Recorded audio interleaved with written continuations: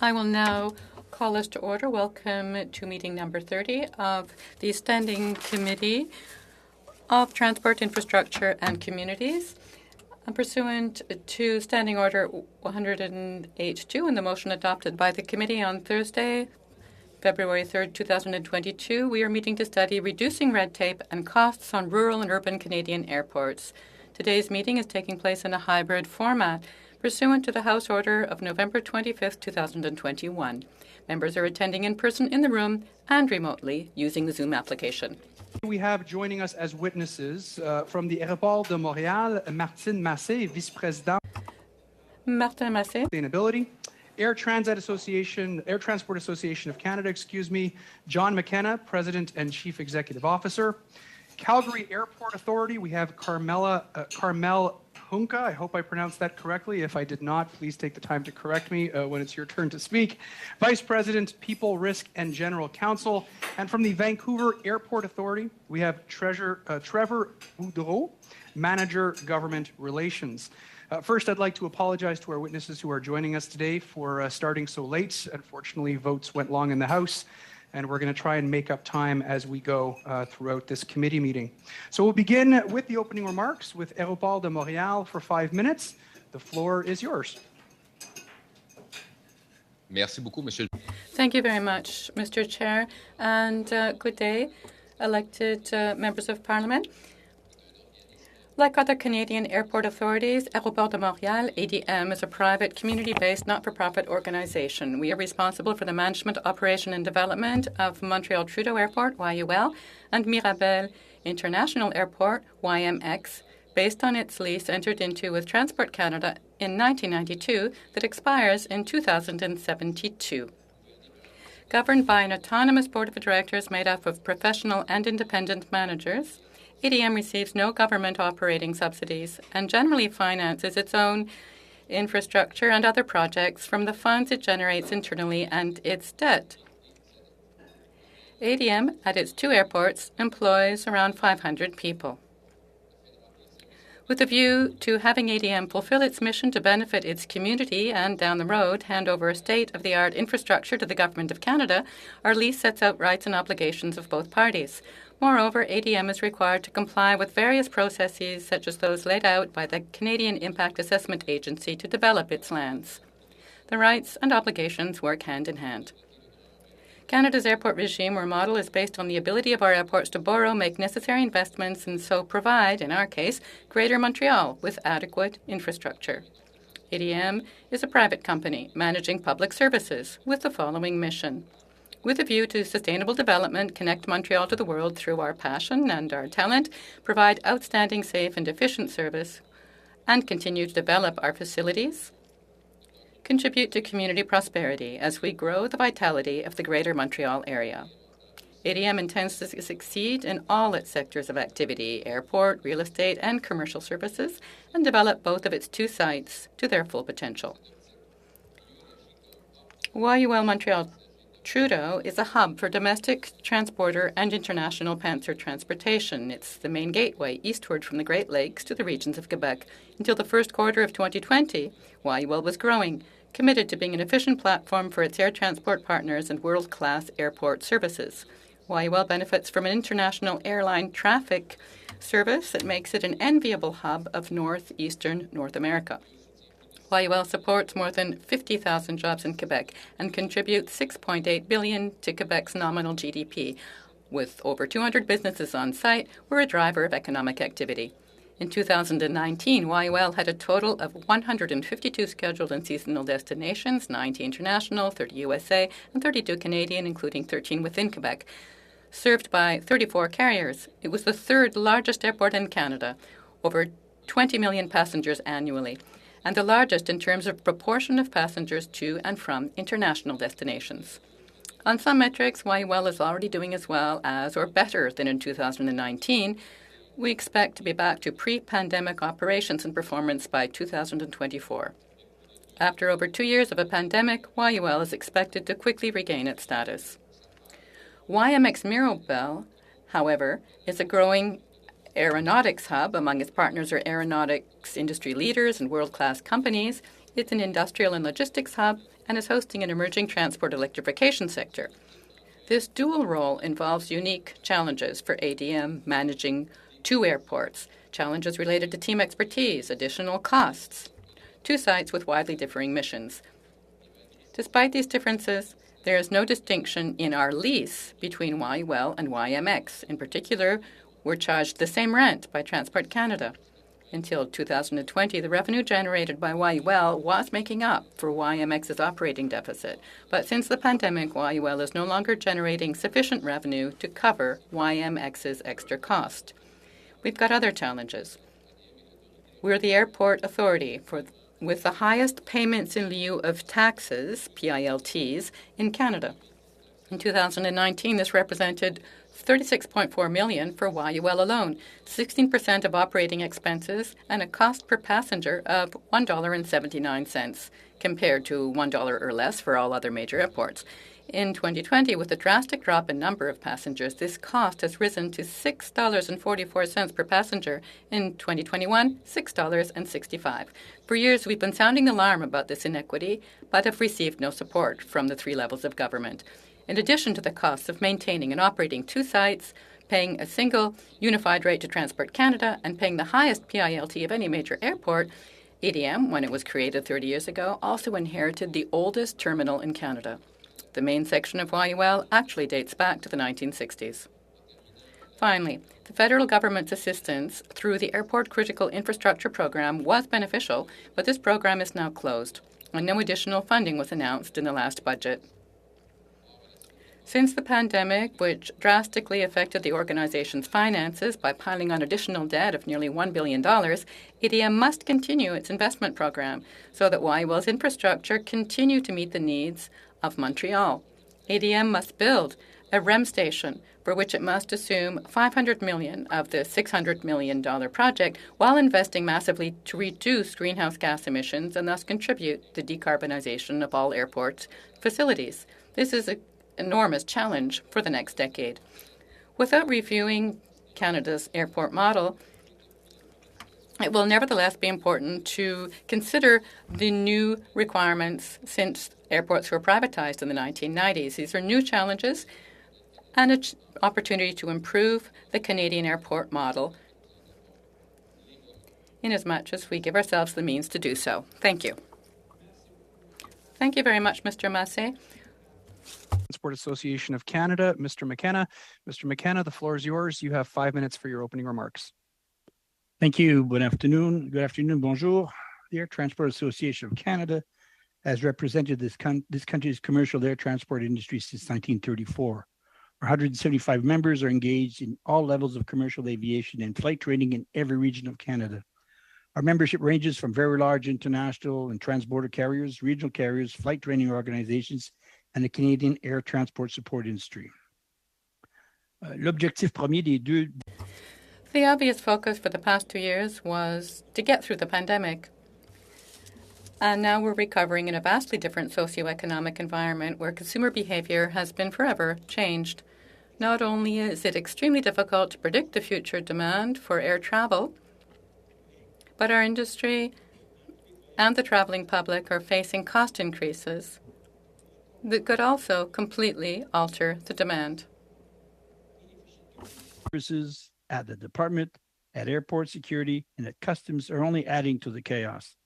The fact that Canada lagged behind the world in eliminating COVID-related health restrictions has certainly not helped create the winning conditions that we so urgently need. To limit further serious damage to the air transport industry and help us work towards full recovery and thus enable Canada's economic recovery, the government needs to change its attitude towards aviation in Canada. The government must stop considering the air transport industry as a revenue stream. No other mode of transport is targeted like the air transport industry. Why, on one hand, does the government draw over $1 billion from fees and charges from aviation not found in any other mode of transport, while on the other hand, finance passenger rail to the order of hundreds of millions of dollars? Le nombre total de passagers de Via Rail en Total Via Rail passenger count in 2020 was 1.15 million, a 75% drop over 2019, a percentage loss similar to that of air transport in the same period, yet Via Rail received operational and capital subsidies of $669 million in 2020. That is $582 per passenger. Need I remind this committee that Via Rail carries less than 5 million passengers on a good year as compared to close to 150 million passengers in aviation? One might conclude that aviation is subsidizing rail. Transport industry, the government needs to implement the following 10 recommendations. 1, stop using aviation as revenue stream. 2, failing to do so, the government needs to at least reinvest aviation-generated revenues back into the aviation sector. 3, seriously consider regional aviation as a vital link in Canada's connectivity.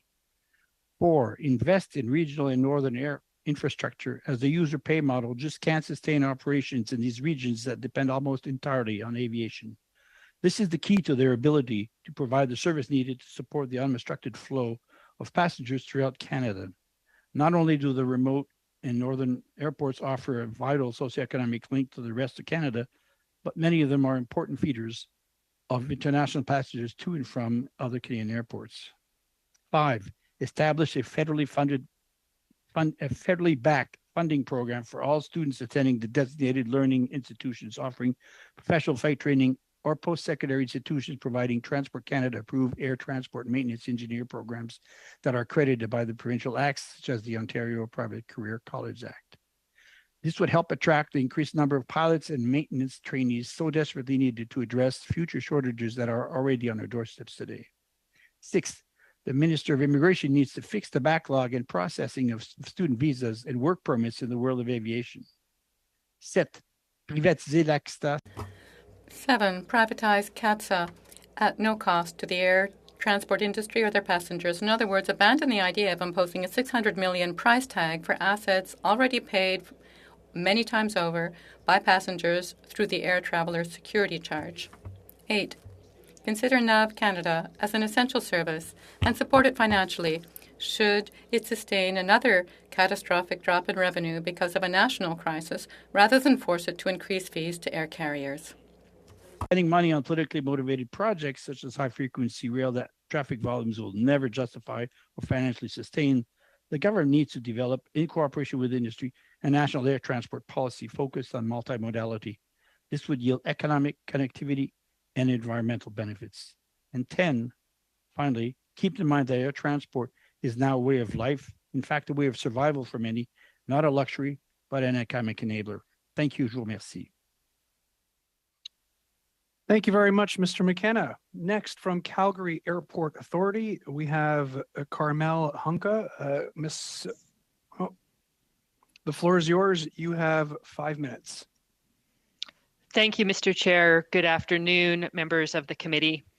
My name is Carmel Hunka, and I am a Vice President at the Calgary Airport Authority, and I'm very pleased to be before the committee today on behalf of the Authority.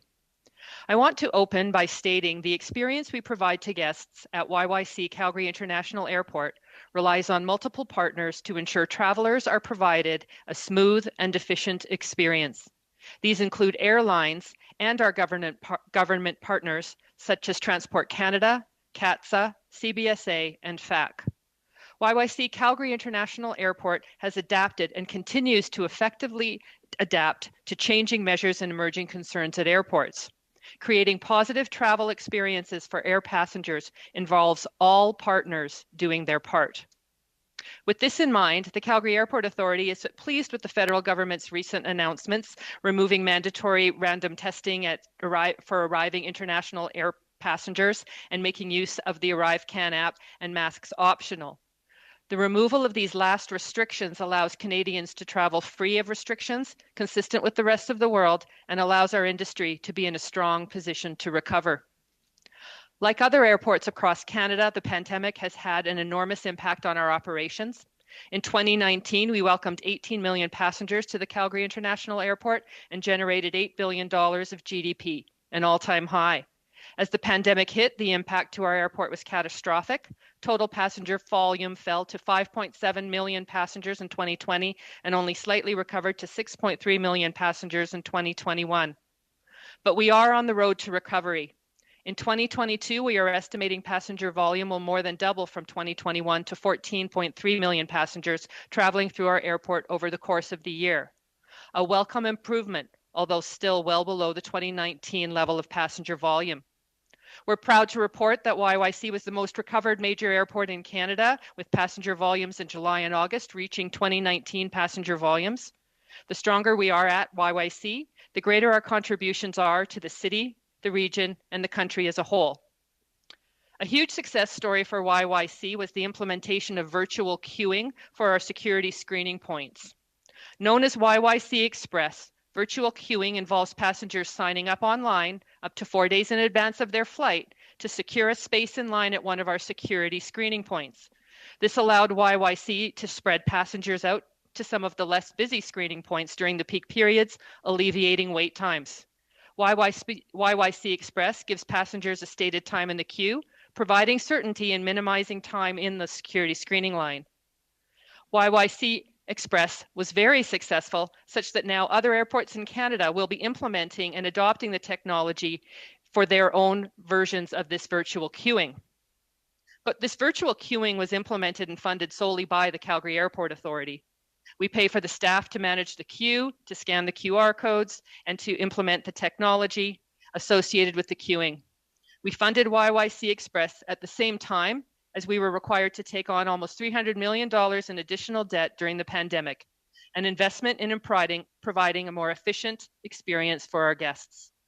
We call on the federal government to invest in technology to assist in the guest experience, such as virtual queuing, improved screening equipment that can provide a seamless experience to travelers, and technology where guests can move through customs and immigration more efficiently. With respect to the ground lease, we request additional items to ask for reduction in red tape. First, we recommend modernization of the ground lease compliance requirements. Great administrative expense is expended by airports on an annual basis to meet administrative compliance requirements to demonstrate that we're in compliance with our very lease. Most critically, the rent payments the authority makes to the federal government through its ground lease are a significant airport expense. In July and August alone, YYC will pay over $2 million each month in federal rent and receive nothing in return. In 2020, the ground lease payments were waived in response to unpredictable and drastic demand and customer volume, but the 2021 ground lease payments were only deferred to be paid at a later date. While we welcome this support, the government's approach to lease payments was not sufficient to offset the continued decline in revenue we experienced as a result of the pandemic.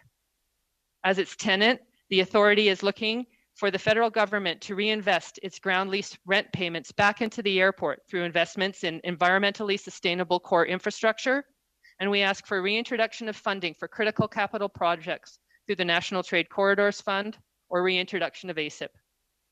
Thank you. Thank you very much, Ms. Hunka. Next, and finally, we have from the Vancouver Airport Authority, Mr. Boudreau. Mr. Boudreau, the floor is yours. You have 5 minutes for your opening remarks. Thank you, Mr. Chair. I appreciated the treasure rebranding you gave me earlier. Thank you, committee members. Bonjour à tous. I'm joining you today from Vancouver International Airport, which is located on the traditional and unceded territory of the Musqueam Indian Band. Before I begin, I'd like to pay my respects to elders past and present. I'm here today to represent the more than 20,000 workers that work at YVR every day. Today, I offer the following recommendations on how government can support Canada's airports to the benefit of Canadian travelers and our economy. They are framed around first, improving government processes and addressing regulatory barriers. Second, the faster adoption of technology and innovation. And third, partnering with airports to accelerate investments we are already making to evolve Canada's airports to next generation economic engines. Canada's airports are a dynamic ecosystem. We're an industry that expertly operated just-in-time supply chains that move millions of bags, people and goods through our airports every day. And so it has been difficult for our sector to experience the growing pains we did over the past several months. But today, we're on a path to return to our pre-pandemic performance, and that is thanks in large part to our dedicated and fantastic workforce, our proactive planning and coordination with other partners, and our relentless focus on innovation. First, on the labor challenge. It's important to note that the airport proper at YVR is a certified living wage employer, and that means that we pay our workers a fair wage for our region. In one case, that living wage policy this spring helped us recruit more than 80 new frontline workers and have them on the floor in the matter of weeks. More than 600 people applied for those positions to work at YVR. During the pandemic, we also accelerated our digital transformation and we launched a new digital twin platform. This summer, we put that technology into the hands of those frontline workers, and that allowed them to monitor and deploy resources in real time to support travelers, airlines, and government agencies when they needed it. We also partnered with our Canadian airport colleagues and government agencies to quickly develop and test and deploy innovations. Those solutions are driving down wait times today and they're reducing costs. And of course, I would be remiss if I didn't mention the $150 million we will be spending over the next 10 years to become Canada's first net zero airport by 2030.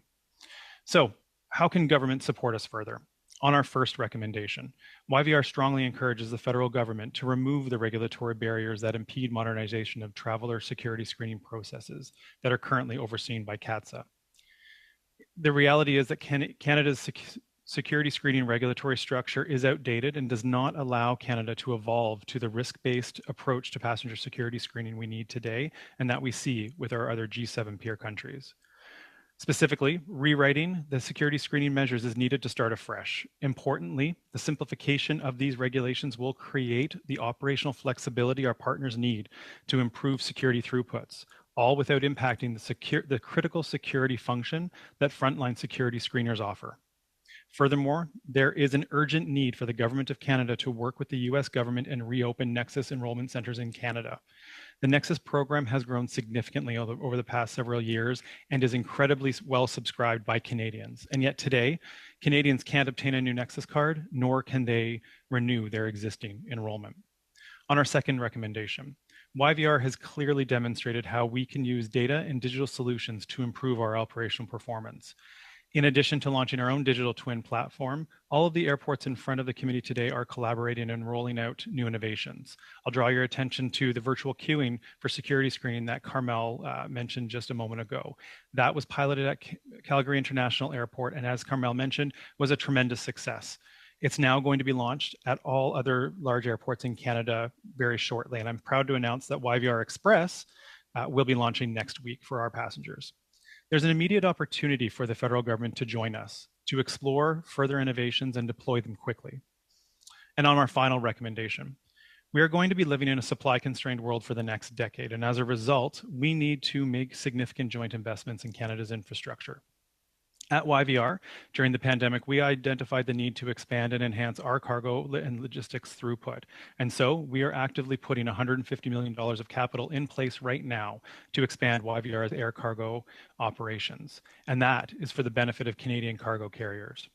Importantly, this $150 million investment will facilitate more than $250 billion in domestic and international trade over the next 20 years. That's significant. In partnership with airports, Indigenous, and other non-government capital, we believe continued federal funding via programs such as the National Trade Corridor Fund will help accelerate our investments. And so in conclusion, we are meeting the challenges in front of us, while we are also doing our part to keep air travel affordable and safe for Canadians. We appreciate the committee's interest in exploring additional ways to reduce red tape and costs, and I look forward to taking your questions. Thank you. Thank you very much, Mr. Boudreau, and my apologies for mispronouncing your name earlier on. We will begin the line of questioning today with Ms. Rood. Ms. Rood, the floor is yours. Vous avez la parole, Madame Rood. Vous avez 6 minutes. Merci, Monsieur le Président, et merci à vous tous de votre présence aujourd'hui, de votre présence pour traiter de cette étude fort importante. Je sais que durant l'été, j'ai eu l'occasion de me déplacer au pays, visitant des aéroports, parlant aux gens qui y travaillent, dans les collectivités rurales aussi, dans les collectivités du Nord. J'ai vu la frustration réelle, les files d'attente, les attentes en général, les bagages. Hard.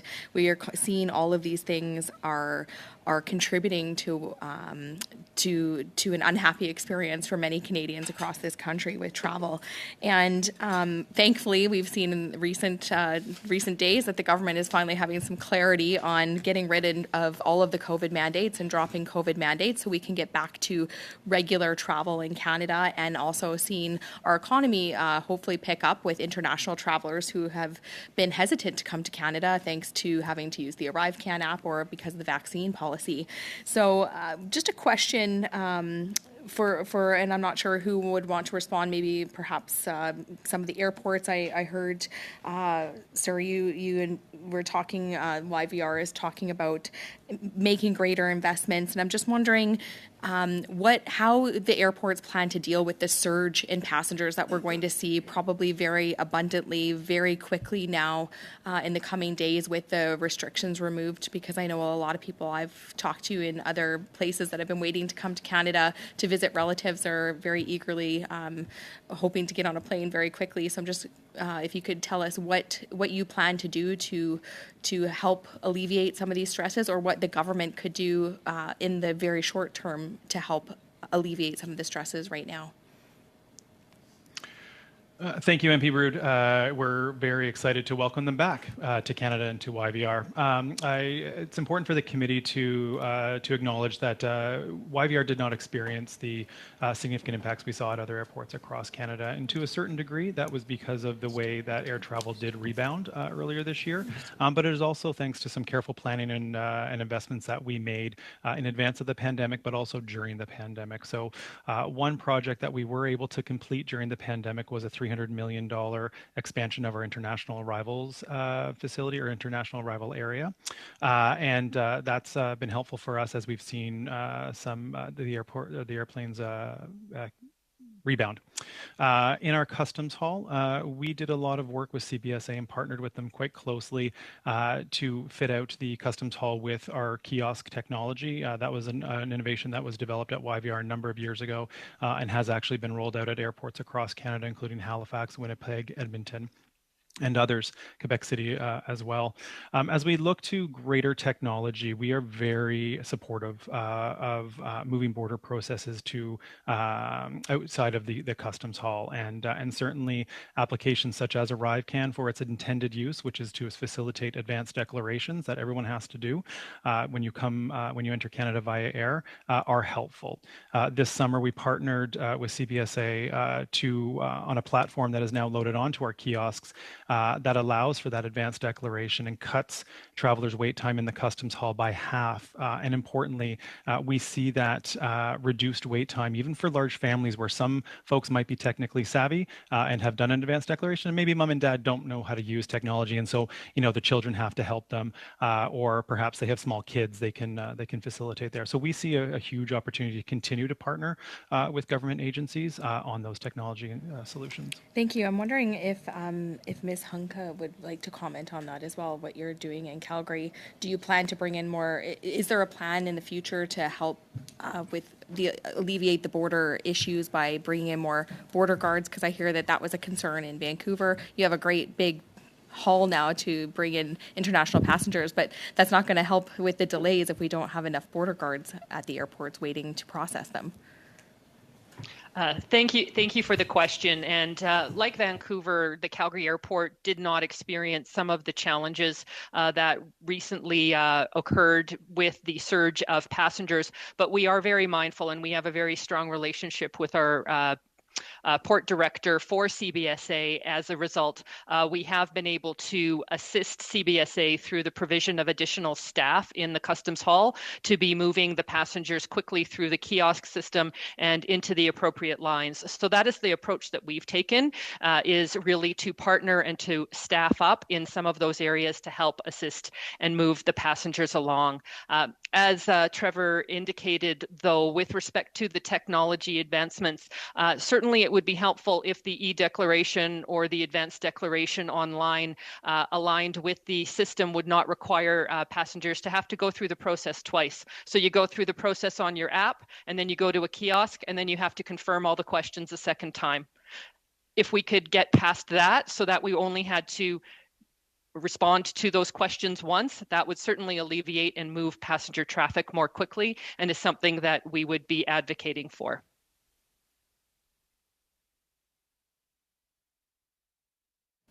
Thank you very much. I think my time, Chair, is my time just about up there?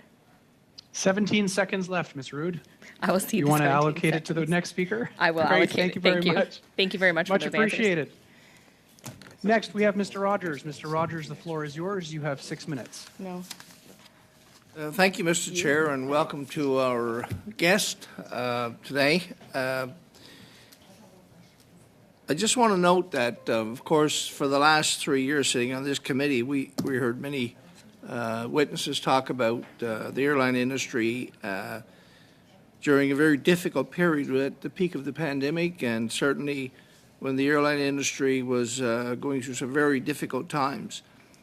We've seen a surprising rebound in terms of the number of people that started traveling. So I'm just curious as to the predictions that maybe the representatives from the airports were making about the future of air travel last year, and how long it would take for the airline industry and airline business to rebound to the demand that it has demand to return to the pre-COVID volumes and the rebound that we've seen. So from your perspective, what were you predicting, and what do you predict for next year or the year after? And I'll go with Mr. Massé and allow the other two airport reps to speak afterwards as well.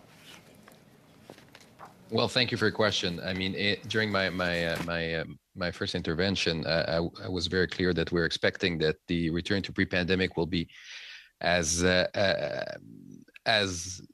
the latest would be 2024. We're already experiencing, and it's probably the same with the other big airports, the large airports, around 85 to 90%. They'll be slightly higher in 2023, and we're expecting a return to 100% in 2024, the latest. Then to add to my colleagues, our situations were slightly different because the pattern of our networks, where we are the most international ones, we had a lot of issues with regards to connection, baggage connection, not that much with regards to borders in terms of CBSA, but with the American borders, with the pre-clearance system and the staffing there. So it's also a question of staffing on our partner side, including airlines, with regards to ground handlers, and that's pretty much where the focus has to be put from now on until the recover in 2024 at the latest.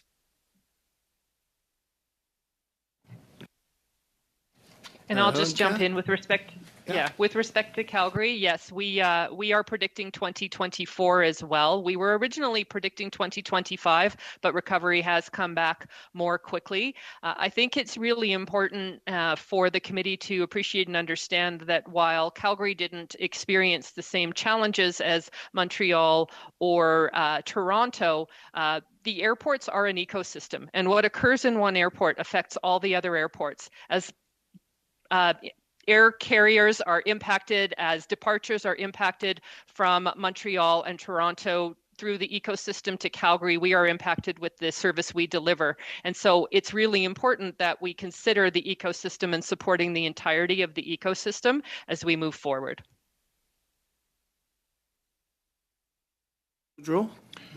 Thank you, Mr. Rogers. I agree with everything that both Martin and Carmel said, and so I won't add anything further on that side. But on the staffing issue, again, that's an area that in our operation that we are watching closely. Even before the pandemic hit, we saw a lot of movement of labor because of subpar wages. And I mentioned our living wage policy, which is now relevant for some of our direct service contractors, but also all of our employees. We are expanding that as of March of next year to all service contracts for Vancouver Airport Authority. We think that's important because we don't want to see people hired in and then poached between different operators that operate at the airport. We want to see that those workers stay with their employer rather, and continue to provide benefit to the airport and to our community, which we ultimately are here to serve. Okay. Thank you. So I think we all understand how big a factor labor shortages were and have played in the congestion problems at our airports, particularly international airports. So what would you like to say to those workers who stuck it out and kept working through such a challenging restart? I'll ask Mr. McKenna to comment on that first. Thank you. We've always had a challenge with getting skilled labor, be they maintenance, be they pilots, be they whatever they do. The situation now has expanded that the shortages are all levels of service employees that in our environment, and the problem is that the passenger experience suffers from all this. When you go through an airport, there are delays, and it's not the airport's fault. There are delays caused by, CATSA, by immigration, by all kinds of things like that, and this all adds to the passenger experience. And even the wearing of masks was in the airplanes was causing a lot of grief amongst the passengers who were having to deal with that, people's dissatisfaction. So we are really appreciative of the people that have stuck it out with us, and everyone's working towards recovery now. We need for the government to catch up to us and help us along in all these efforts, however.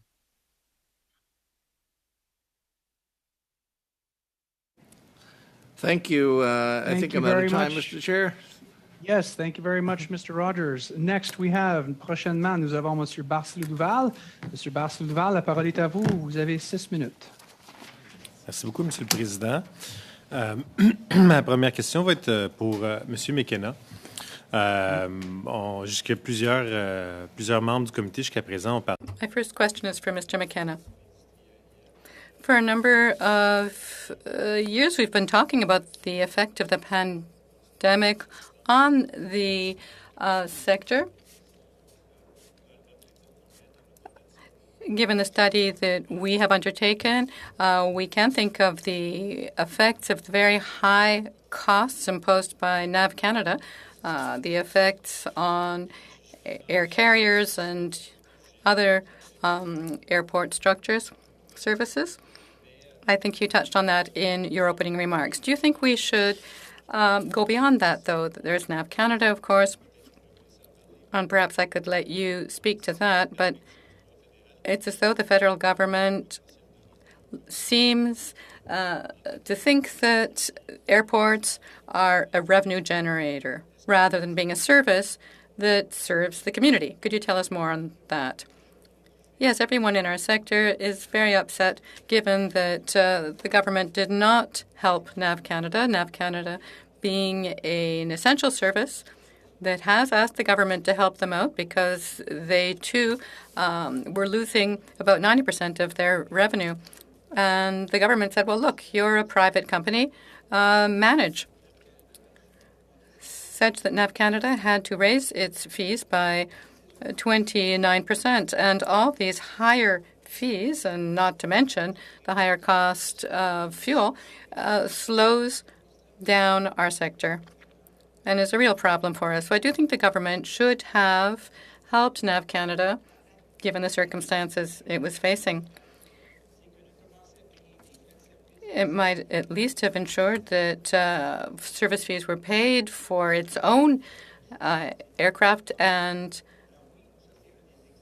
CAV Canada aircraft, Canadian Air Force aircraft. I'm now on the committee that is examining the privatization of CATSA. Another good question, what will happen if we run into a new pandemic? Will we once again be left to flounder on our own? I think the government needs to back us up. We're providing an essential service, and the standards of our service are set by the government. Thank you very much, Mr. McKenna.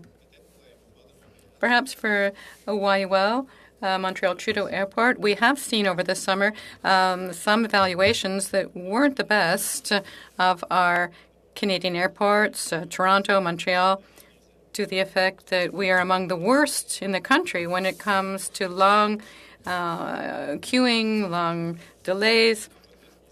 And of course, you've been pointing out this is not all your responsibility. That said, it's your reputation that's at issue. Is there any, have you learned anything from all this? Excellent question. I think Trevor touched on this about salaries on the platforms and people, stealing workers. Although we're all basically serving the same passengers and need to work together, we need to learn to treat people well, people who are our employees working for us. That's why with employers we have set up programs to keep people, to ensure that we're able to counter the shortage of skilled labor. These people are essential to us, essential to our success.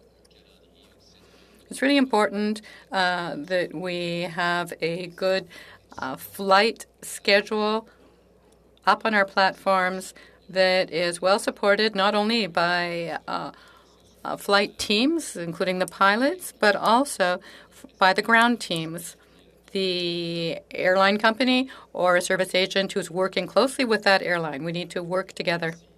Thank you.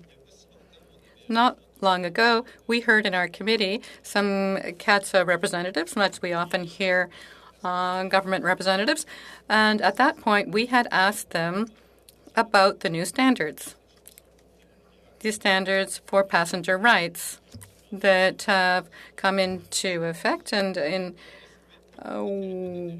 we were curious about them. We wondered whether these standards might apply to government organizations, not only to airline companies.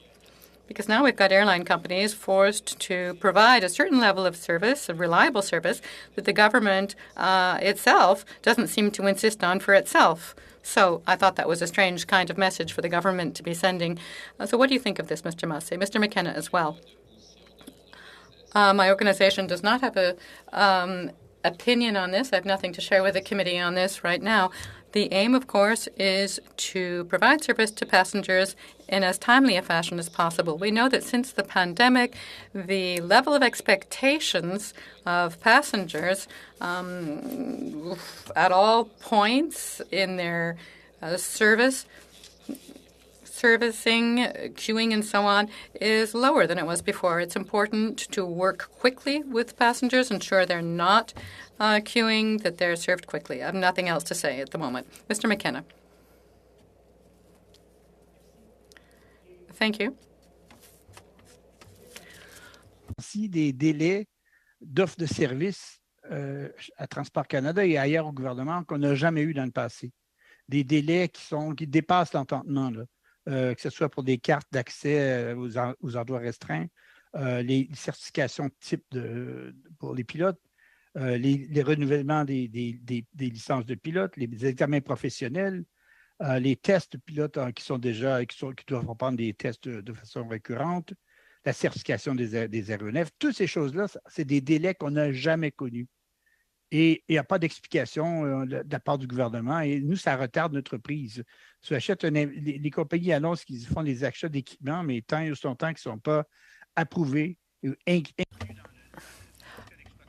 Companies are announcing that they are buying equipment, but they're not getting these certificates from government. And again, delays in all kinds of sectors which are completely unprecedented. Thank you very much. And thank you, Mr. McKenna. Your back rack, the floor is yours. You have 6 minutes. Thank you, Mr. Chair. I'd like to begin, first of all, thank you to all of our witnesses for their presentations. Obviously, this is a matter of great interest to the committee. And I'd like to start my questioning perhaps with Ms. Hunka from Calgary International. Ms. Hunka, you mentioned this idea of shared responsibility, and I think I heard you say all partners should do their part. And I think this really speaks to one of the things we saw over the pandemic, which was the need for accountability. And I don't ask this as a trap or trick question, but I'm very curious because we've had a chance as members of the committee to talk to all of the different partners in the airport ecosystem. And when we talk about the challenges that were experienced, often we hear different partners put the onus on other partners. And the people who are at the end of the line when it comes to the challenges we saw are, first of all, air passengers who were sleeping on the floors of our airports, and secondly, the workers at the airports who were working under some incredibly challenging conditions. So, there are all sorts of different moving parts here. It's a complex situation. You have security screening, you have the airports that maintain the infrastructure, you have the airlines that fly the planes. And yet, when things fall apart, I think what the air passenger is looking for is some accountability. How do we create a system where, right now the CTA has 24,000 complaints, a backlog of 24,000 complaints from air passengers that suffered delays and cancellations. And that's just the tip of the iceberg, because those are the folks that managed to get through the complex process of filing an online complaint. So I'd perhaps like you to speak a little bit about how we create an accountability system so that air passengers are taken care of and don't bear the brunt when we see challenges like the ones that we've seen over the past several months. Thank you very much for that question, and really not surprised, certainly when we talk about the fact that, the experience involves all partners doing their part. It's a joint accountability that we all have together. And I think to the comments that have been made, whether it's an issue at CATSA or an issue at CBSA, it's a question that comes up for us as the airports. And so we look at our role as the airport as the facilitator of bringing all these partners together for the conversation to make sure that we can speak and provide the service that we need for the passenger. So at Calgary Airport, going into the summer, we had an event where we brought all of CATSA, we brought CBSA, we brought USCBP, and we brought FACT together with our media partners, and we talked about what travel would mean and look like, and how passengers could expect and what they could expect at the airports. Our investment in YYC Express and the virtual queuing demonstrates our commitment to making things work better for our partners. We need our partners to also have good conversations with us and be open and transparent about some of the information. One of the challenges we have with CATSA is the wait times that CATSA provides and delivers to the public aren't really based upon the end of the line. They're based on where CATSA starts monitoring and screening, and that's not as transparent. So we need that transparency. We recognize we're an ecosystem. It's our joint reputation, but we need the support of our partners to the airport, and then the airport will provide our support back to those partners. In the shoes of a passenger, where does the buck stop? Like, the passenger is just trying to get where they need to go. They've paid a bunch of money. Now they're sleeping on the floor of the airport at 2 a.m. There are all of these different partners as you characterize them. Where does the buck stop with the minister? Does it stop with, I'm just trying to understand who's accountable when things go poorly. I would say that, it's very important to us from the airport authority to provide that best guest experience for our guests. And so we invest in making that experience work the best. But we need the support of the government. We do need the Minister of Transport to be participating, to be investing in the infrastructure, to be investing in those partners and in those services. So investing in better technology to move passengers through CATSA and through the screening points, not having to take out every single item out of your bag in order to proceed. Those are some of the things that we would ask for that would then create the situation so that the passenger would have that seamless experience. There are many committees and conversations that are had. I think what we need to see at this point is some investment in better technologies and in these partnerships so that we can deliver that best experience to the guest, because you're absolutely right. If I'm sleeping on the floor, I'm sending that social media message or taking that picture at the airport. And as airports, it's our reputation on the line, and it's why it's so important for us to be having these conversations with government, because we need the support of the government in order to invest. We are a captive revenue industry. We don't have multiple revenue streams that we can draw from, and we need that support. And when we're providing our rent payments and not receiving that investment back in return, that challenges us in our ability to be able to support go forward. Mr. Chair, how am I doing time-wise?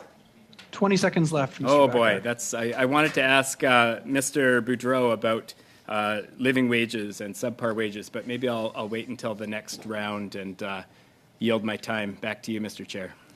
Thank you very much, Mr. Bachrach. Prochainement, next we have Mr. Genereux. Mr. Genereux, the floor is yours. You have 5 minutes. Thank you, Mr. Chair. The Montreal airport was ranked second worst in the world for flight delays, with 47.8% being delayed. Vancouver Airport was placed 10th worst, with over a third of the flights delayed. May I start with you, Mr. Boudreau? We had testimony in June here that said because of the mask mandate, the vaccine mandate, the mandatory tracing, and ArriveCAN app were factors in terms of these delays. Would you agree? That was not YVR's experience, Mr. Genereux. Our experience was we had delays that were a result of knock-on impacts from other parts of the aviation sector, and not just in Canada but around the world. That was our experience. I remember media stories about your particular airport, Mr. Boudreau, where there were delays on the international side, some existing of days, people missing their flights. What attributed to those delays then? Mr. General, I'd ask you to be a bit more specific. I'm not quite sure which instance you're talking about. About a month ago, there were people waiting in the international, waiting to go up to Alaska, waiting to Detroit. There was Global News was on your location, filming and wondering why there were delays in your airport. A number of the individuals had indicated that it was vaccines, that it was other tracing and other ArriveCAN app as part of the problem. You're saying that they weren't right, it was something else? Mr. General, I think you're speaking about the Sunday in August when we experienced some delays with CATSA screening when they had a bit of a labor shortage. They had a large volume of workers that booked the day off unexpectedly, and so that caused a pretty significant disruption here at YVR. It lasted a day and was cleared as quickly as possible. You mentioned transborder departing traffic. We are still seeing some delays with our partners at USCBP because of their new simplified arrivals process, which, while simple, is creating a little bit of some growing pains there as they deploy that new process. And we're working with them on that. We're also working with them to increase CBP staffing levels back up to 2019 levels, which we believe will continue to support and help passengers. CATSA has remained stable since August, and we have not experienced the issues that we had in August. Okay, thank you, Mr. Boudreau. I just ask that you put yourself in the situation of the passenger when they're waiting 2 days and you're using words like growing pains and hiccups. That takes them away from medical appointments. It takes them away from family events. It's significant in terms of individual passengers. But I'd like to move on to Mr. Massé. If you could comment on, again, your airport was ranked second worst with 47.8% flights being delayed. And again, we heard testimony in June that it was because of the mask mandate, vaccine mandate, mandatory tracing, and the ArriveCAN app. Do you agree? Well, does it play a part? Probably did, but all of this started with an electric thunderstorm that completely put a ground stop for hours. And then from there on, it just completely we were never able on the platform to come back to gain back the delayed of this event. D'ailleurs, notre équipe de direction. Our management team was up all night to inform passengers to the best of their abilities, and it was at that point that the entire network was unable to catch up to make up for the crashing of that platform, which lasted several hours. That's what happened. As Trevor mentioned, and unexpected no-shows on the part of some staff and some partners from the platform. Of course, we would have wished to make investments during the pandemic, but because of the way airport authorities are financed, unfortunately, is when there are no passengers, there are no revenues. Half a minute left. When have you seen the airport come back to pre-pandemic levels yet? And if not, which I assume not, would it have been nice to have these mandates lifted perhaps at the beginning of the tourist season? C'est certain qu'on aurait voulu. Well, clearly, we would have preferred to have as few restrictions as possible, as soon as possible. We asked for this, but unfortunately, we did not get that, and therefore we were not able to provide the experience we would have liked to provide to our passengers. So realistically, it would have been hard to get more passengers during the time of crisis we all know of. Thank you, Mr. Massé and Mr. Généraux. The floor is yours. You have 5 minutes. Thank you, Mr. Chair, and thank you to all our witnesses for appearing here this afternoon with us and for your important testimony. My questions are directed to any of the Airport Authority representatives here today. Even though we had a bumpy summer, I think the bigger picture was missed. After about 2 years of being more or less shut down, air travel came roaring back, and most people were able to get where they were going. Do you think the critics fully understood how challenging it was to resume operations that quickly?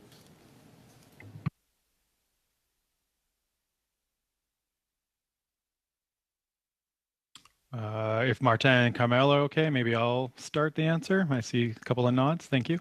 Thank you for your question. It's indeed we saw the largest increase in passenger volumes in our 90-year history here at YVR in the span of a number of months. So we grew from something like 40,000 passengers a day in February to daily passengers in May, June, July, and August. That tipped 65,000 to 70,000 passengers a day. And so that was a huge volume increase at a time when we were struggling as an ecosystem here at YVR with some staffing shortages and travel measures. But again, I think it was Mr. Bachrach or another MP, I'm sorry, who asked what would we say to workers, and we say a big thank you to everybody that stepped up. Our partners staffed up as quickly as they possibly could. We had returned before the summer to our pre-pandemic staffing levels, and indeed had repatriated almost 100 plus jobs into our airport authority for our guest experience program. But we also saw a tremendous number of people come and volunteer on the floor. And when we had our difficult day on the Sunday in August, we had over 500 volunteers come from home that day to help passengers get through just as quickly as possible, to support them, to help them get where they're going, to help them talk to their airlines, to understand a little bit more, and to help ease their concerns and ease their frustrations, and indeed their fear that they may miss a medical appointment or important family gathering. So I would say that, and I'll yield my time to Carmel and Martin.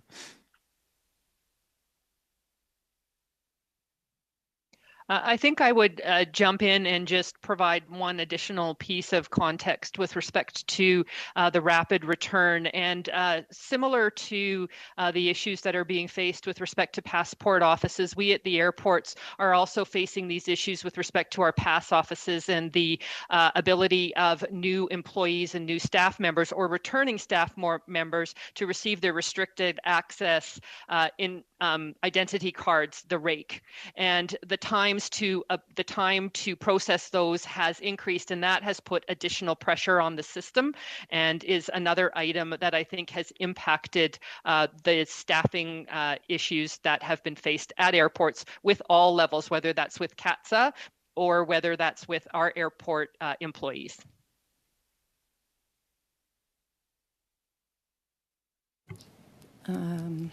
Monsieur Massé, est-ce que vous voulez...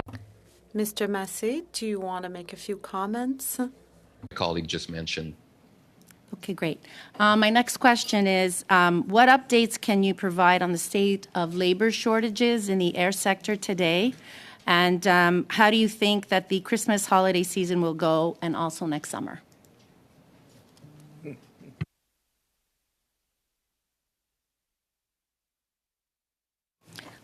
Because we're limited with time, any of the airport authorities, again, I would think that you would be the best people to provide some response in that regard.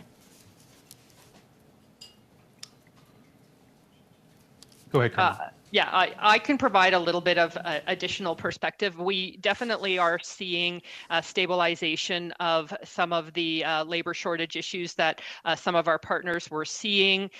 We are going to be at the Calgary Airport back up to full staffing at U.S. Customs and Border Patrol starting November 1st, which was a big issue for us. So that was one of the challenges. We do know that NAV Canada is still dealing with staffing issues and are utilizing overtime to help create the appropriate staffing in the tower. So that continues to be a concern for us.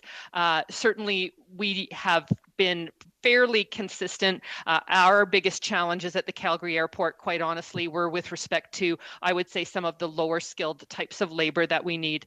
The ground handlers on the ramp who were originally getting paid $16 or $17 an hour, and then they would move to the next ground handling company for 18 and then the next one for 19. And so we had a lot of movement. We're starting to see that stabilize as I believe those organizations have really determined what the appropriate rate is. But wage rates do continue to escalate with inflation, and those continue to present a challenge. Thank you very much, Ms. Koutrakis. Next, prochainement, nous avons Mr. Barsalou-Duval. Mr. Barsalou-Duval, the floor is yours for 2 minutes and a half. Thank you, Mr. Chair. My question is for Mr. Massé. This current study is on reducing red tape and the costs for rural and urban Canadian airports, and ultimately costs for passengers and users. However, within these costs, some of them are those that you charge yourself. In Montreal, you know that your administration increased considerably its landing fees for different types of aircrafts, and where 33% of the French-speaking pilots were trained on. Since that was implemented, can you talk about the impact on piloting programs? Thank you for the question.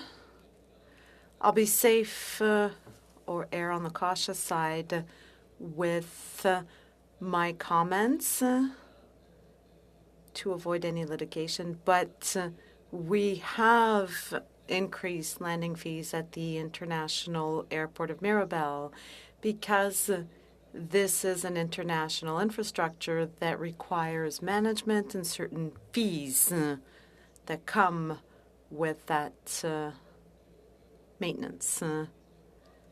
Because Canadian airport authorities are based on the user-payer model, we had to catch up.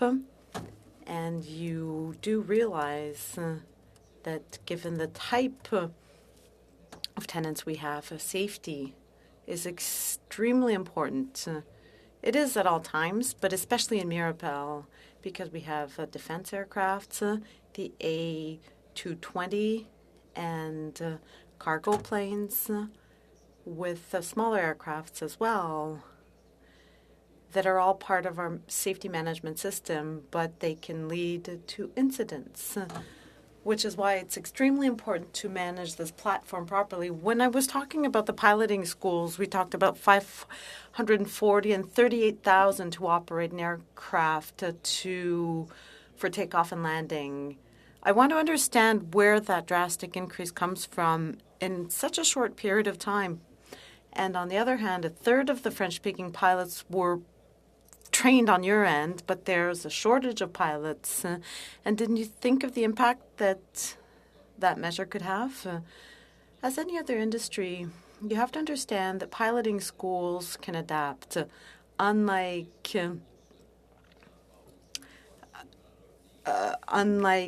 road transportation, we have to leave and come back to the same place. So we can take off from one airport and land in another airport. If we don't adapt our business model and take off and land from the same international airports that are very busy, that leads to the amounts you stated. Thank you. Unfortunately, that's all the time we had. Mr. Massey, the next person. The floor is yours. You have 2.5 minutes. Thank you, Mr. Chair. And I'll pick up where I left off. And if you could give me those 20 seconds, boy, that would be generous. Mr. Boudreau, Mr. Bachrach. You mentioned living wages. And I was at YVR and talked to some of the screening officers there around the height of the challenges that we were seeing during the pandemic. And what they told me is that being a screening officer at an airport used to be a great job. There's a lot of training, a lot of certification, but it was well paid and well respected. And through contracting out, the quality of those jobs has really gone downhill. Now they're paid a salary that is comparable to other jobs at the airport that don't require you to be in the public eye all the time, surveilled, having check bags thrown at you, working shorthanded, missing breaks, all of these things. I think you'd appreciate that they were under some pretty stressful work conditions. I also know they don't work for the airport directly. But are we paying screening officers enough? Does the contracting out model threaten those living wages? And given that Vancouver is one of the most expensive cities in Canada, what is a living wage for an airport worker these days? Yeah, thanks, Mr. Bachrach. I'm getting a bit of feedback. Sorry. So here at Metro Vancouver, the living wage is $20.52 an hour, which encapsulates both your wages but also benefits. And so our living wage policy ensures that at the very least, all direct airport employees, as well as those service providers that we directly contract, are paid a living wage. On your question around security screeners, I agree with you. No doubt that is a very difficult job. The frontline security screeners provide a critical function in our airports system here in Canada, and they do a tremendous job. And so through the summer, when they were challenged, we were there to support them. We were there to support them by ensuring that new employees could get their rakes in less than 14 days and get on the floor so they could be trained just as soon as possible.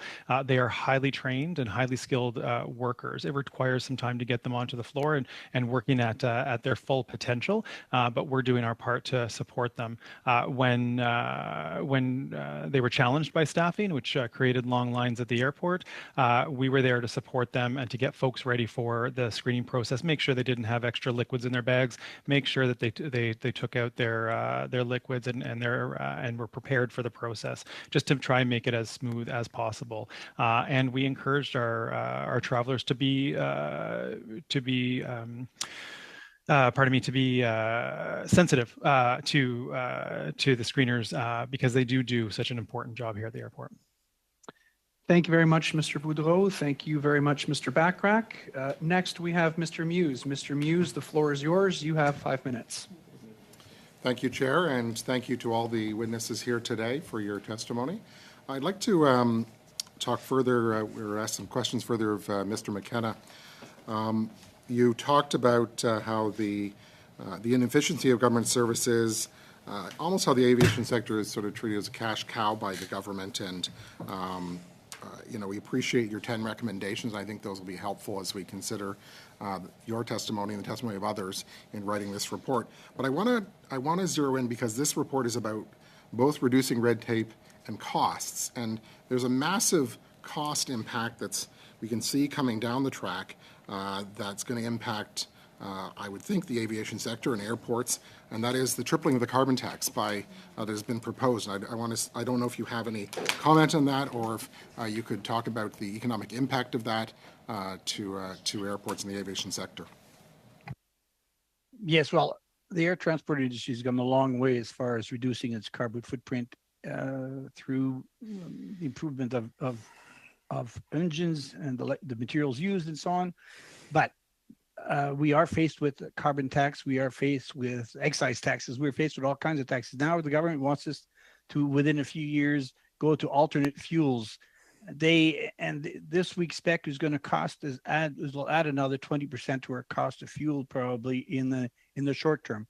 So all these added costs are certainly deterring our recovery, or not helping our recovery at all.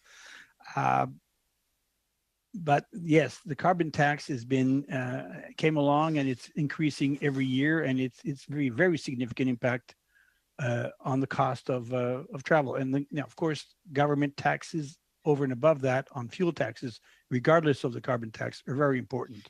So we have not seen any consideration by the part of the government to maybe hold off on these increases until we've fully recovered.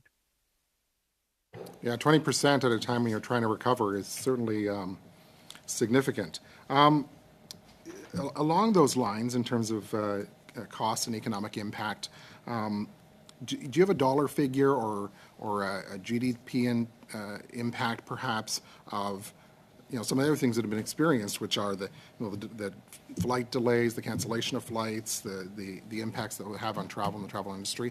Can you talk a bit about that in terms of economic impact, but also cost competitiveness? Well, I can't give you any precise numbers because we're still collecting all these numbers. But the impact is that it's slowing down our recovery, of course. That's our concern here. It's our ability to be able to serve the traveling public. Now, a comment I want to make that to complement what's been said earlier is that, be it airlines, be it NAV Canada, be it CATSA, they've had to send home about 50 to 60 to 90% of their personnel during the pandemic, and you're bringing all that back. These people that requires training, and I think NAV Canada got rid of let go 700 people. Flight controllers. Now you can't hire these people off the street. There's training required. Same thing with CATSA. And same thing with our pilots. When an airline lets go 90% of its pilots, some of these people will just not come back to the industry. And when they do come back, there's a lot of retraining required. So this all slows down the process of recovery. So government policy clearly has had a cost impact on airports in the last few years. I'd say in the last 50 years. Sure. But has that been particularly bad in the last couple of years? It's not helped. So of your, hold on, heckling, come on. So of your 10 recommendations, if you could boil it down to one or two that are most pertinent, what would you say those are? Well, the government needs to act more as as a collector of taxes. We need them to be a partner. Everyone on this panel today has indicated that that we work with government hand in hand. All these people are partners in the passenger experience, and they need to be there, to help us along in improvement of technology, facilitating, the process, cutting down red tape. They're a big player. They need to work with us to alleviate many of these irritants. 20 seconds left, Mr. Muse. Okay, Mr. McKenna, one piece of red tape you'd cut immediately that would have a significant impact? Immigration is one thing. We need to have access to foreign workers.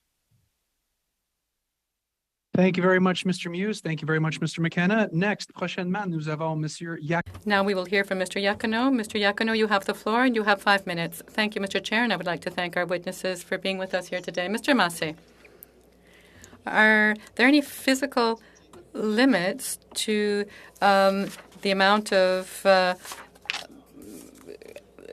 people that an airport such as Montreal's can handle, just given the way it's laid out? And is that something that you ran into this summer? Well, thank you very much, Mr. Iacono, for the question.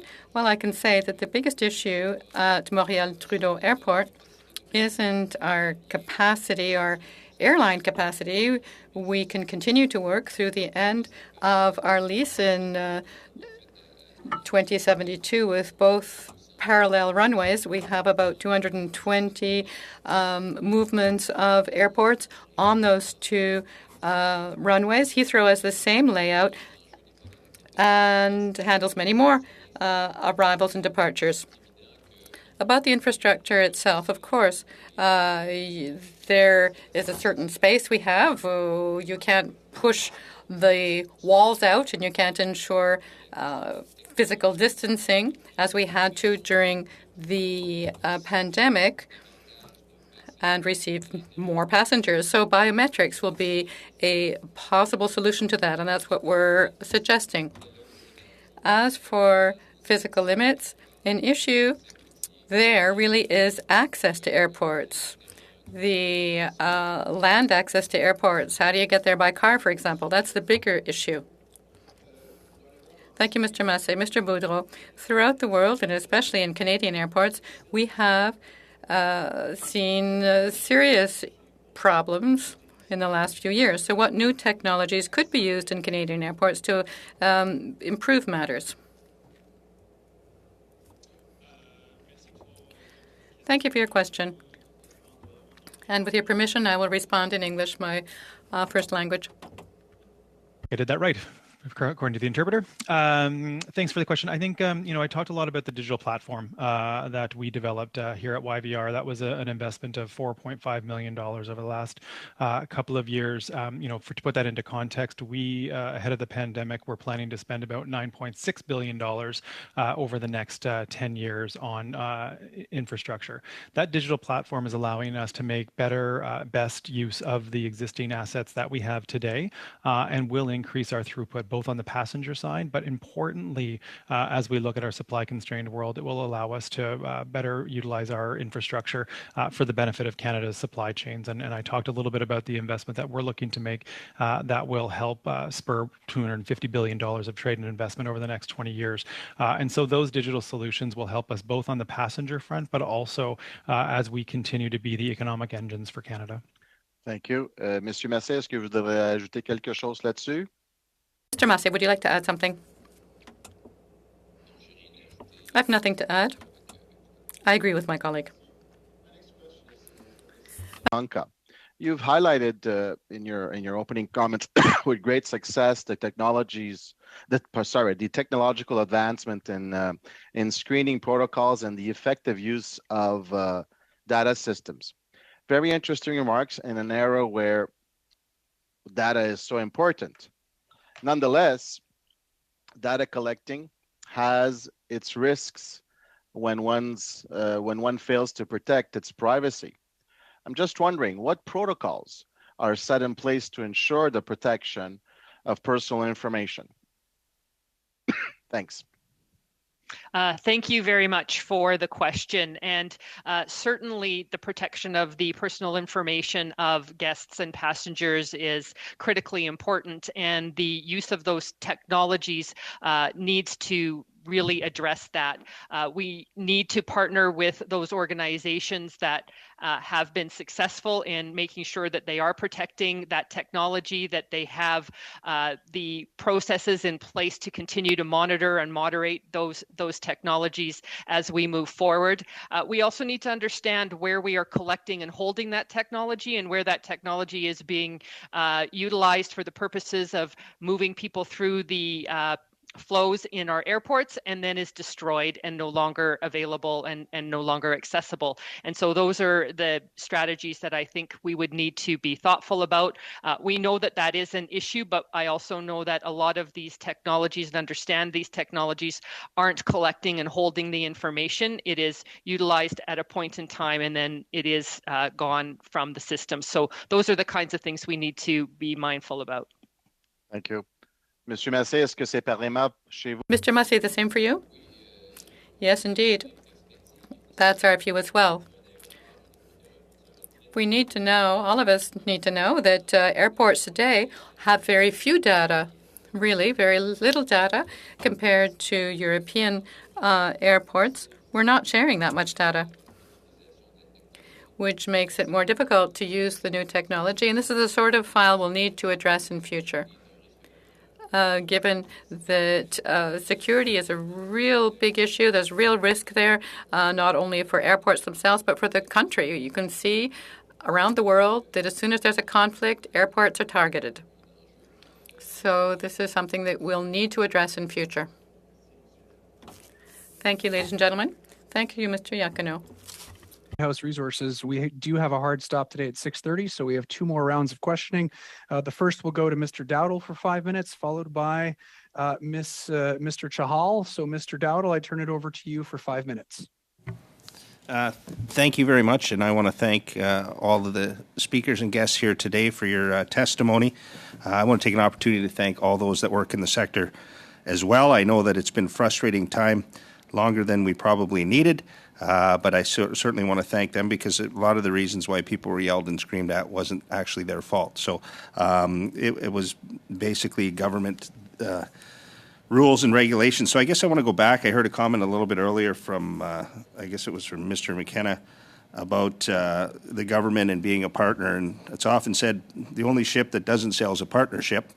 And I would have to say that in this light, it's from what I've heard from what you said and what I've heard from many in my riding of Simcoe Grey. I have Honda there. It's the automotive sector. I have lots of agriculture there.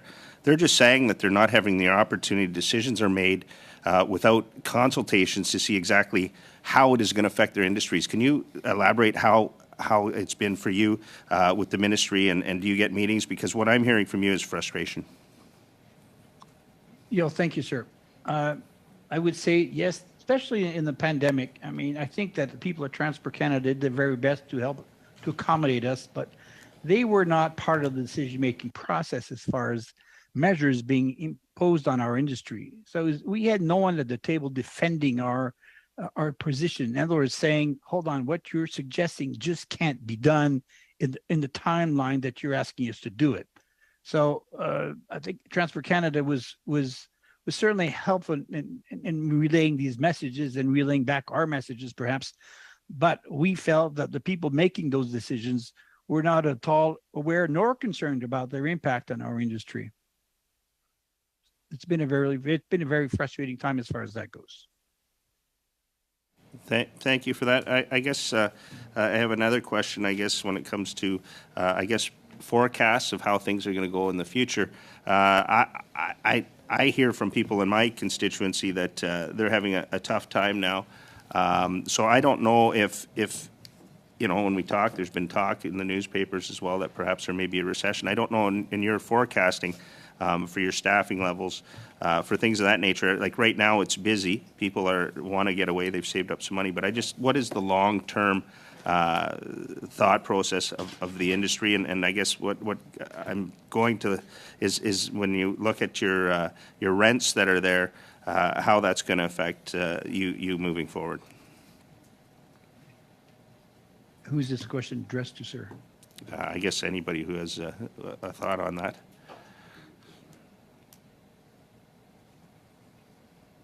Does everyone think it's just going to continue to go, or are people worried because of the economy? We're doing more Zoom meetings. You're on Zoom here as an example. The House, we are in hybrid, so we have people that aren't flying in as often as they used to. Is that going to be, because we've been doing it so long, is that going to be the norm? And that, there'll be maybe businesses not traveling as much as they did before, as well as the economy. Are those things that, looking in the future, if we look back years and when there was recession times, what we need to do to address that? Absolutely, sir. This is something of great concern. I addressed that in my opening remarks. We don't know what the future holds as far as industry is concerned. Up to 60% of traveling in the past was for business-related reasons. And yes, people are getting used to working with other means. Obviously, that's going to have a huge impact on the air travel industry, on the equipment used and so on, but we just don't know. Right now, we're doing our best to recover, and we're bracing for the next pandemic, which could happen at any time, and we don't know. We certainly don't want to go through what we did in the last 2 years, and we have to. There's no way you can plan for a pandemic, but we have to be better prepared for the next time we rush into something like this. And then just, I guess, one other quick question, if I could, and it's about, because I'm close to Toronto, an hour out, and it comes to cross-border flights. I myself, I'm going to Florida if all goes well, fingers crossed, hopefully this year. And just the amount of people that are crossing the border, and I don't know if there's something we need to do. I think it's important, what was said earlier about an essential service and that, for business, for everything involved in the airport industry, we need to look at it a different light. But are you losing a lot, and how do you compete with that fact that, it's that much cheaper to cross where I am down to Buffalo, but if you look all across Canada, the borders, you must be losing quite a bit of revenue from that. Well, in pre-pandemic years, we were losing about 5 million passengers a year to people crossing the border to fly, and that's just a rough estimate. We don't see that going down anytime soon. Of course, it was quiet during the pandemic. People couldn't cross the border, but that's not something that's going to last. So yes, this is of concern, as we have to be competitive domestically and internationally, and certainly transborder where a lot of our flights are. And it's not the case right now. Yeah, I think the dollar might change a little bit of that. Am I done, Mr. Thank you Chair? very much, Thank you, Mr. Dowdle, and thank you very much, Mr. McKenna. Finally, we have Mr. Chahal. Mr. Chahal, the floor is yours. You have 5 minutes. Thank you, Mr. Chair, and I'm going to go right to some questions. And I'm going to start with Vancouver and Calgary and Montreal airports, one after another. I would like to hear from the airports whether communications with the Minister and Transport Canada were good, and if the Minister's office consulted with you and stakeholders. Vancouver? Our conversations and communication with both senior departmental staff and the Minister's office are strong. In fact, the Minister was out here in July to tour our facility with my CEO. Excellent. Thank you. Calgary? Thanks for the question, Mr. Chahal. I would say that through the pandemic, our communications with Transport Canada, with the Minister, improved and became much more significant, much more accessible over the course of the pandemic to discuss the issues. At times where we consulted with respect to various decisions, we would have conversations, and we certainly spent time articulating our positions to the ministry, and then would hear of decisions that were made based upon those discussions. Okay, that's great. So consultation and collaboration occurred. Montreal. Absolument la même chose de notre côté. Yes, indeed, the same for us. What changed during the pandemic was that health as well was a much discussed topic. So we were working with new people whom we weren't as used to dealing with. But as for the Department of Transports and their office, yes, the communications were good and consistent. Communication, collaboration with stakeholders, with the Minister and Transport Canada. Thank you for your answers. Ms. Hanka, I want to go back to you. You talked about in your opening remarks the importance of the National Trade Corridors Fund. I know for Calgary International Airport, Airport Trail, $153 million project is a really important project for Northeast Calgary to move goods and services to that $8 billion of GDP, but also passengers and workers coming to the airport. What other critical capital projects would you like to see at YYC? Thanks for the question. YYC is the only of the four major airports that doesn't have a direct rail connection between the airport and downtown or a plan to build that. That is a piece of critical infrastructure that certainly we know that our catchment area, that our city demands, and we know that there are various projects being discussed, but that certainly is critical and important to us. I think the other part with respect to the National Trade Corridors Fund request and our access to that is with respect to some of the critical infrastructure programs that we do have underway and the inflationary pressures that those programs are feeling at this point in time. Ms. Hanka, sorry, I just have about 10 seconds. I just want to squeeze in. I believe a functional study was done for the airport. Rail connection from the Blue Line station from Saddletown to 88th. We work closely on that.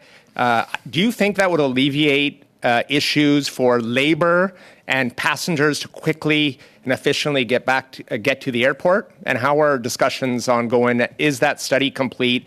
Are we ready to move forward to working with all levels of government to make this happen? Absolutely, we believe the Blue Line is the quickest and most efficient and effective way to move workers.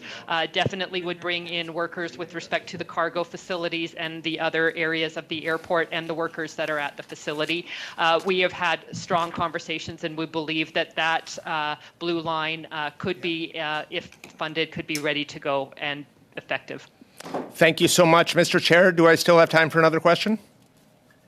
You do not, unfortunately, Oh. Mr. Chahal. I appreciate that very much. I want to thank you and all members of the committee for your questions today.